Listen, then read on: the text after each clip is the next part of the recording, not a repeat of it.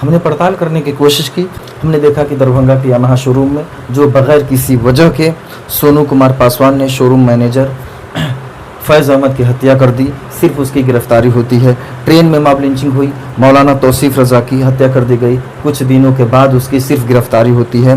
बिहार के नवादा ज़िले में फेरी वाले अतहर हुसैन की हत्या कर दी गई, उसमें भी सिर्फ गिरफ्तारी होती है। पूर्वी दिल्ली के दयालपुर में 3 लोगों ने राशिद पुत्र हाजी यूनिस को गोली मारकर हत्या कर दी गई, इसमें भी सिर्फ गिरफ्तारी होती है। मार्च 2026 की ही बात है, दरभंगा में 65 वर्षीय बुजुर्ग को लोहे की राड से मार करके पीट कर हत्या कर दी गई, इसके खिलाफ भी सिर्फ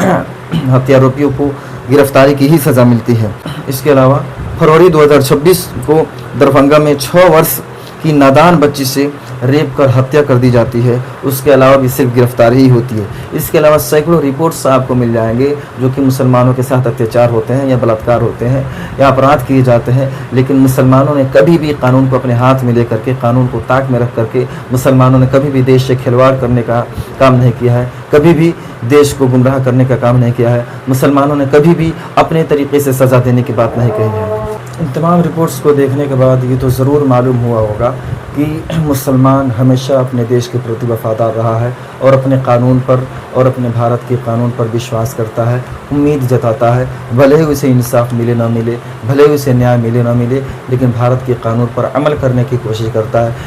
क्योंकि बिल्किस बानो के अपराधियों को कोर्ट से उम्मीद की जा रही थी न्याय की, लेकिन कोर्ट ने ज़मानत दे दी, साथ ही साथ उन बलात्कारियों का बाहर फूल मालाओं से स्वागत भी किया गया। इसी तरीके से मोनू मानेसर की भी कोर्ट ने ज़मानत दे दी और उस कातिल को बाहर फूल मालाओं और बाजाओं से स्वागत किया गया। हम भले ही उम्मीद करते हैं, हम भले ही इंसाफ की उम्मीद लगाते हैं, हम भले ही भारत के कानून पर उम्मीद जताते हैं, लेकिन कभी कभी नाइंसाफ़ी हो जाती है। लेकिन फिर भी मुसलमान कभी भी कानून को हाथ में लेकर, कभी भी कानून को ताक पर रख कर मुसलमान किसी भी आरोपी के घर को नहीं जलाता है, किसी भी आरोपी के घरों में तोड़ फोड़ नहीं करता है, किसी भी आरोपी के पूरे समुदाय को, पूरे धर्म को निशाना नहीं बनाता है, किसी भी आरोपी के गाड़ियां या संपत्ति को नुकसान नहीं पहुंचाता है। लेकिन देहरादून के मामले को देखिए, जिस तरीके से कानून है, प्रशासन भी है, शासन व्यवस्था भी है, ऊपर शासक भी है, सबके होते हुए भी, लोकतंत्र के होते हुए भी जिस तरीके से कानूनी सज़ा देने की बात कहने के अलावा भी जिस तरीके से